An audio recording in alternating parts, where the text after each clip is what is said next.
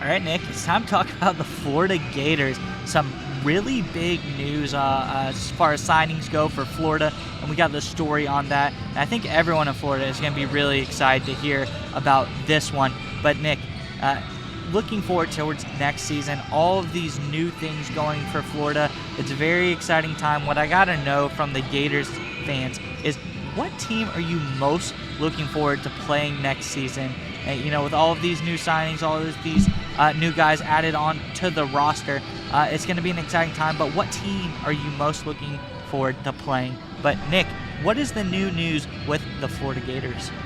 Yeah, so the big one, of course, that has been around the entire Florida Gator blogosphere and the recruiting landscape is that quarterback Jaden Rashada flipping, of course, from the Miami Hurricanes to the Florida Gators.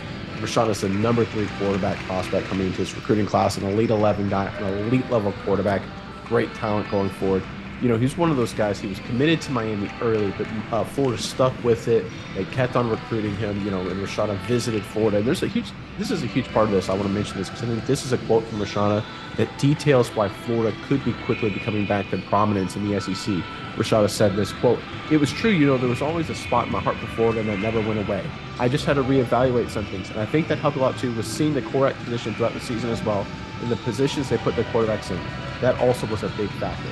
That is huge for Florida, right? The fact that they were able to see what Anthony Richardson in this offense, the Florida offense with Richardson, that, look, had its ups and downs. Everyone knows that. But the fact that they tailored their offense around the quarterback, they supported the quarterback openly, that is huge for Rashada, obviously decommitting from Miami and ended up going to Florida. I think that's going to be huge for Florida going forward because Florida wins when they recruit. We saw that under Urban Meyer in the Salad Bowl days under Meyer. They won because they recruited. They won because they got key players at key positions, especially at the skill positions like quarterback. And getting a guy like Rashada to flip from Miami, obviously a Florida kid, stealing that recruit away and bringing him into the fold is huge for Florida, an indication that Florida may be returning quicker than advertised to SEC prominence. Miles, give me your thoughts on this Florida flip, just everything going on with the Gators and head coach Billy Napier right now.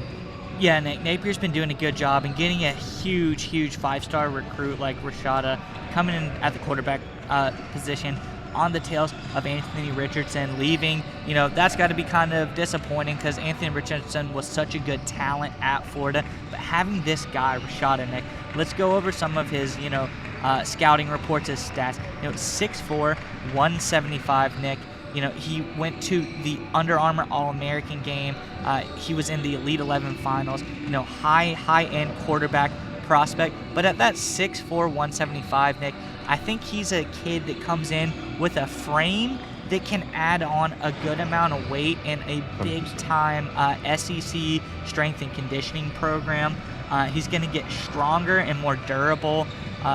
They say in his scouting report, Nick, this is what it says: he can stand tall in the pocket. He has ability to have the mobility to avoid the rush. He can buy time, make the plays under pressure. He's poised. So basically, Nick, the scouting report that I have on him says that he's a guy that can stick in the pocket, extend the play, and the pressure, almost, it doesn't faze him. That's where he thrives, is when he's scrambling around, trying to make these big-time plays.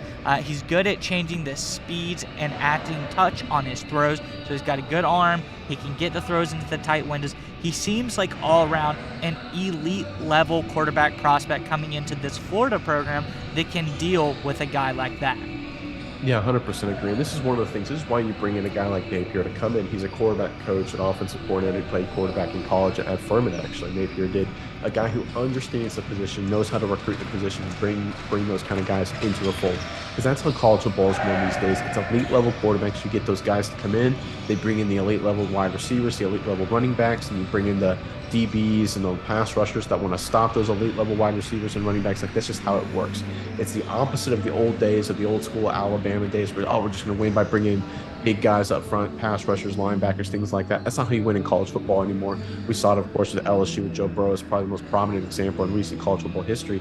You get good at quarterback, you bring in guys around you. You saw that. That's what Texas is doing, of course, bringing in Arch Manning. And it's exactly what Florida's doing here, too. And it's not just Rashada, who's obviously an outstanding prospect. It's, of course, getting the transfer portal guy, Graham Mertz, to come in to potentially compete for a starting job as well right away. That's why I love what Napier is doing. He's emphasizing the quarterback position. And if you do that and continue to do that, you'll always put yourself in strong positions to win elite-level recruits and elite-level transfer portal guys. And once you do that at quarterback, everything else just falls into line. That's why I think this move is an indication that Florida is, obviously last year in this bowl game didn't turn out nearly the way they had hoped, but I really think they're a lot closer to returning to the level they were than a lot of people think. If I'm an opponent in the SEC East next year, I'm really worried about Florida. They look like a true power potentially at quarterback coming very, very quickly. Last thought I want to leave you with, Nick, and I just want to hear a quick thought on what you think about this. Something that's really important to quarterbacks nowadays. Also played baseball in high school. So playing baseball and young quarterbacks seems to have a lot to coincide when you look at all of the prospects coming in. So that could be, a flipping factor, to see how he does down the stretch. Yeah, one thing I like about that, I kind of have a different take on that. I love guys who are balanced, right? Guys who are just, listen, I love football. Everyone loves football. There's no doubt about that. But I love guys that play other sports or have other activities, because I feel like some of these kids that come into college when they're only focused on football, and then they get to college, they get to school, and all the distractions and things like that hit them with it. They don't adjust right. They get in trouble, or they just don't handle themselves the right way in certain situations. I love a guy who plays other sports. He's balanced. He knows how to handle multiple priorities. That's a great sign as a multi-sport athlete, not just because he's a great athlete, but because he has the right mental framework to handle multiple things at once.